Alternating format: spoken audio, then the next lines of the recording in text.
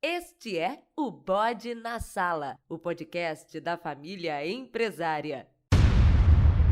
Passo bastão ou vendo a minha empresa? Qual é a realidade das empresas brasileiras?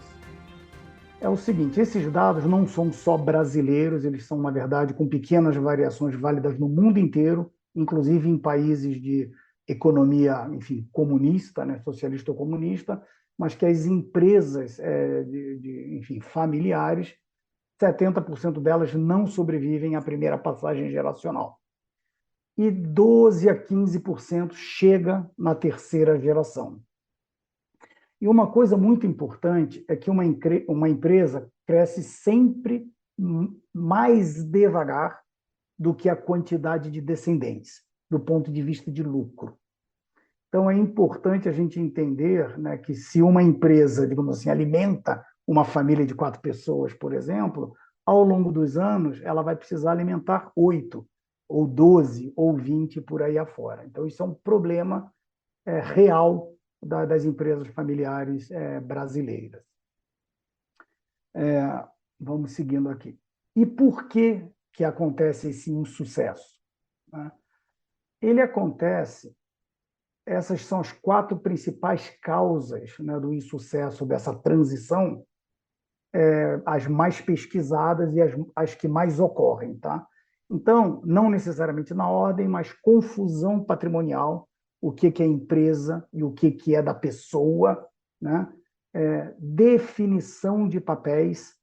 Inclusive, o Instituto fez uma pesquisa há uns 18 meses atrás, e nós perguntamos de 5 temas quais que eram mais difíceis de discutir em famílias empresárias. E a definição dos papéis dos membros da família foi disparado, mais de 50% votaram nele, eram 4 opções. Né? Acontece porque, por surpresa, um falecimento inesperado, uma separação, né? E também por disputas patrimoniais. Agora, o relevante é que quase nunca, né, mas de verdade, quase nunca, está associado a algum tipo de problema no negócio.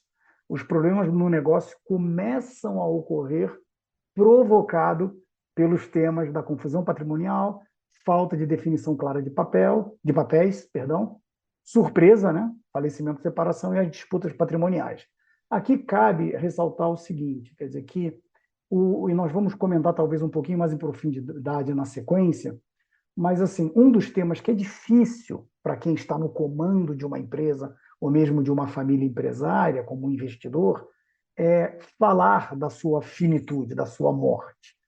Só que não precisa mais falar de morte, porque está muito comum, né, a questão das separações, regimes de comunhão, e etc, famílias mosaico, né, múltiplos casamentos, enfim, adoções e por aí afora. Então, as famílias estão ficando mais complexas. Né?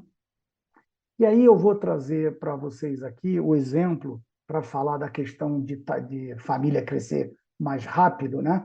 É, mas assim, eu quero trazer para vocês o exemplo da família Romanelli, que está na 4ª geração.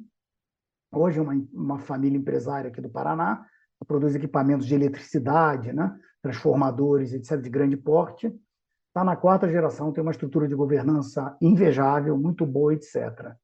Eles têm vivos hoje mais de 80 descendentes dos fundadores. Né? Então, isso numa janela de 70 anos. A empresa não multiplicou por 80 o seu lucro. Né? Então, a gente tem que olhar isso com bastante cuidado. Então, vamos falar um pouquinho dos pontos aqui. Né? Normalmente, o empreendedor ele não se enxerga dono de uma empresa, de um investimento que ele fez naquela empresa com o seu suor e com o seu dinheiro.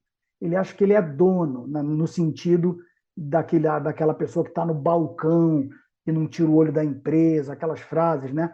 Quem engorda o gado é o olho do dono, né? Essa coisa e tal. Mas ele não percebe, e ele não é treinado, muitas vezes, não é educado, para entender que o que ele tem, na verdade, é um negócio, é um investimento igualzinho investir num fundo de um banco, ou enfim, numa distribuidora, ou de comprar uma ação de uma empresa. No fundo, não tem nada de diferente, né? Obviamente, questão de controle e tudo, tá?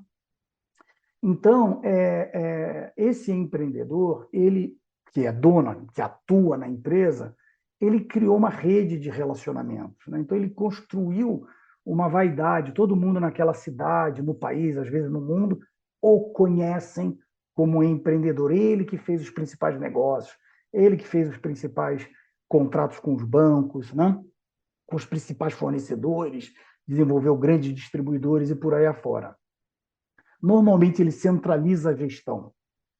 Ele demanda uma centralidade na atenção. Tudo tem que passar por ele, até para, enfim, sair para almoçar, né? Exagerando aqui um pouco, né? Existe a preocupação com a sua relevância, que é honesta. Eu passo o bastão, e aí, qual vai ser a minha utilidade? Trabalhei 40, 50 anos aqui nesse negócio, que vou ficar sentado na varanda da minha casa esperando a morte? Não quero. Então, o que ele vai fazer, né, se ele passar a gestão, é um assunto importante. E, de novo, o medo e o desconforto de falar sobre a morte, né, sobre a sua finitude. Né? E por que não insistimos aqui nas questões que envolvem separação? Né? A gente costuma dizer que tudo vai bem enquanto tudo vai bem, mas se de repente tem algum problema no casal, já sabe que a coisa pode, né, bagunçar. Bom, o que acontece na hora da verdade? Né? O que acontece na hora da verdade? Nós temos essas duas vertentes aqui, né? Se nós vamos manter a empresa na família, se eu vou passar o bastão do controle financeiro desse investimento ou da operação para algum herdeiro, para algum membro da família, é para que fim? O que esse herdeiro fará? Ele vai levar a empresa para um próximo nível? Ele vai internacionalizar? Ele vai diversificar?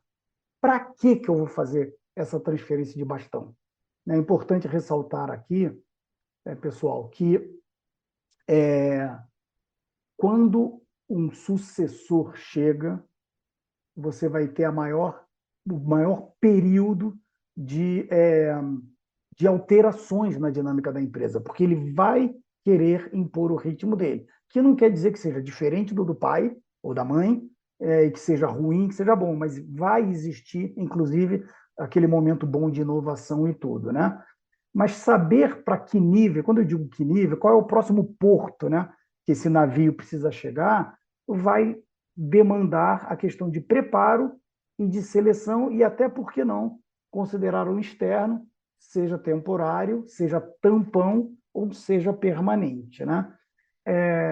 Vale a pena aqui eu falar rapidamente sobre o tampão, porque também uma característica que está acontecendo cada vez mais é que existe, digamos assim, ou existia uma regra que normalmente a diferença de idade, né, estava na casa ali dos 35 anos entre, digamos assim, a geração anterior e a sucessora. E hoje as pessoas estão se casando mais à frente, estão gerando herdeiros mais à frente, né? Então essa distância está aumentando. Então muitas situações já se vê de gestores chegando nos 70 anos com filhos saindo da faculdade, com uma distância de 40, 50 anos. Então, às vezes você pode considerar um CEO, né, um presidente tampão, que vai ficar na empresa por 10 anos e vai preparar e vai indicar quem vai ser o sucessor naquele período, né? Você vai ter que pensar em acomodar os interesses que são diversos entre os familiares, e quanto mais a família cresce, quanto mais se multiplicam os casamentos, né, enfim, os matrimônios, mais complexo vai ficar acomodar os interesses que são diversos. Tem gente que gosta de trabalhar numa empresa, tem gente que prefere trabalhar para terceiro, tem gente que prefere ser artista, tem gente que prefere como é que fica, né? Tem gente que prefere, enfim, morar fora do país e por aí afora. Mas você vai manter a empresa e o investimento dentro da família. No lado da venda, né, tem várias vantagens. De cara, esquece os interesses do herdeiro. Você vendeu a empresa, pegou um cheque, você pode distribuir na hora ali, né, respeitando a legislação naturalmente, ou, enfim, criar um fundo, proteger esse dinheiro e o que sobrar depois que você for, cada um pega e acabou o assunto, né? Mas a liquidez ela também depende do momento do mercado e da empresa. Não é assim, quero vender minha empresa e amanhã você vai vender. Será que existe interesse no setor? Né? O mercado de fusões e aquisições está olhando o seu segmento nesse momento? Né? E a sua empresa está pronta para receber um cheque parrudo, né, por ela e tudo, né? Agora, também terminar a empresa com uma venda não é um fracasso. Você celebra o fim desse ciclo numa nota alta, porque você fez um ciclo de investir, desenvolver seu tempo, desenvolver o seu negócio, e no final você saiu com um cheque. Então, você celebra o fim desse ciclo em alta nota. Bom, aqui eu quero passar rapidamente, né, na sequência sobre o famoso modelo dos três círculos. Né? Que vale a pena a gente ter em mente aqui? Né? Que quando a gente começa um negócio, né, a gente está provendo para a nossa família, enfim. E aí o negócio e a família ficam muito próximos. Né? Então, família e negócio se misturam muito e tudo. Quando a empresa começa a amadurecer e crescer, na verdade, o aspecto da propriedade, né, do investimento, do valor daquela empresa, passam a fazer parte da dinâmica, né, que tem que ser administrada, especialmente nesse momento de planejar a sucessão e executar a sucessão. Né? Então, são os aspectos da propriedade, da família e do negócio que criam, então, aqui demonstrados aqui, 7 grupos de pessoas, né? Porque você pode ser da família, pode estar ou não no negócio trabalhando, pode ser sócio ou não da família. Você pode trabalhar num negócio que você não é sócio e você também não é da família. Enfim, então são 7 grupos que precisam ser olhados. Né? Então, é importante a gente conhecer isso profundamente, entender qual é o nosso diagrama dos 3 círculos para ajudar nesse planejamento sucessório. Bom, esse desenho aqui é um desenho que foi construído num vidro, né, pelo meu sócio na Prime, o Marcos Rittner, né, que mostra a jornada de uma empresa. Porque toda empresa, como um ser humano, nasce dependente de capital, o famoso Vale da Morte, cresce, amadurece, declina e morre.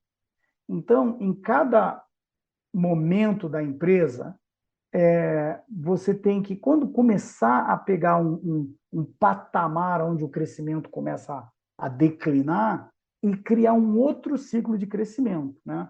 E conforme o ciclo de crescimento vai sendo repetido, né, não necessariamente ao longo do tempo a gestão acompanha essa maturidade. Né? Então, e essa distância entre a necessidade de maturidade para aquele próximo nível da empresa e aonde você está é também um momento de muita tensão. Então, aquela famosa frase, eu faço desse jeito há 20 anos, eu faço desse jeito há 30 anos, ele está nessa curva de baixa aqui da maturidade da gestão, porque ele não evoluiu a gestão para o momento que a empresa precisa estar. Para construir o caminho, né, a gente tem que olhar as dores e aqui a gente faz algumas sugestões de abordagem. Né? Então, assim, principais dores. Como que eu seleciono e preparo o meu sucessor? O que eu faço? Faço uma liquidez parcial, vendo uma parcela da minha empresa, talvez o controle, mas fico dono de uma minoritária, porque de repente ela continua pagando dividendos para os meus familiares. Como é que eu cuido, né, de entrada e saída de familiares, seja na operação, mas também na sociedade? É claro que num evento de falecimento ou de separação, a lei determina como, né, que aquela propriedade desce para os herdeiros e tudo. Mas ainda aí é possível você avaliar, né, como que você quer que a sua família participe da sociedade e principalmente na gestão também. Outra dor muito profunda é a questão da definição dos papéis dos familiares, o monitoramento. Então, isso é uma característica que é muito frágil nas empresas familiares. Né? O pessoal pensa que monitoramento é falta de confiança, e não é. Monitoramento é uma ferramenta de gestão. Né? E também a questão de divisão de dividendos, porque as pessoas, obviamente, das gerações seguintes já foram naturalmente, né, amadurecendo num ambiente mais economicamente melhor, muitas vezes, do que da geração anterior. Então, a demanda por dividendos das gerações seguintes sempre crescem, é a prática, e isso pode agredir o futuro, né, da empresa. E como sugestão de abordagem, eu acho que a gente tem que pensar, em primeiro lugar, de definir esse futuro através aí de um planejamento estratégico, saber o valor da sua empresa sempre, sempre, porque se você tem uma ação, enfim, de uma empresa, você não quer saber quanto que vale aquela ação, então por que você não deve saber quanto que vale as cotas que você tem na sua empresa familiar, né? Então, é muito importante a gente ter sempre isso em mente e atualizado. Estruturar um bom acordo de cotistas, né? E para fazê-lo, a gente tem o que a gente chama aqui as 5 dimensões sociais da longevidade, ou pentagrama da longevidade, que é uma ferramenta que o Instituto oferece. Eu finalizo com essa frase, né, que ela é atribuída popularmente, tá? Mas erroneamente, a Pablo Neruda, né, que diz isso, né? Você é livre para fazer suas escolhas, mas é prisioneiro das consequências. Então, essa frase, para mim, ela conta, né, a questão de causa e consequência nesses ambientes de empresas familiares. Com relação à sucessão, vender ou passar o bastão é uma decisão que pode transformar vidas, né, para o bem ou para o mal. Então, quanto mais preparado você, sua família e seu negócio estiverem para quando o momento acontecer, melhor será para todos. Gostou deste episódio do Bode na Sala? Então marque-o já nos seus favoritos. Assim fica mais fácil retornar a ele, seja em caso de dúvidas ou para compartilhar. Estamos presentes nas principais plataformas de streaming. Avise aos seus amigos e parentes. Aproveite e escute os episódios anteriores. Tudo isso para você não perder justamente aquele episódio que teve ou terá exatamente a ideia para resolver o problema que mais te atormenta. Até o nosso próximo episódio!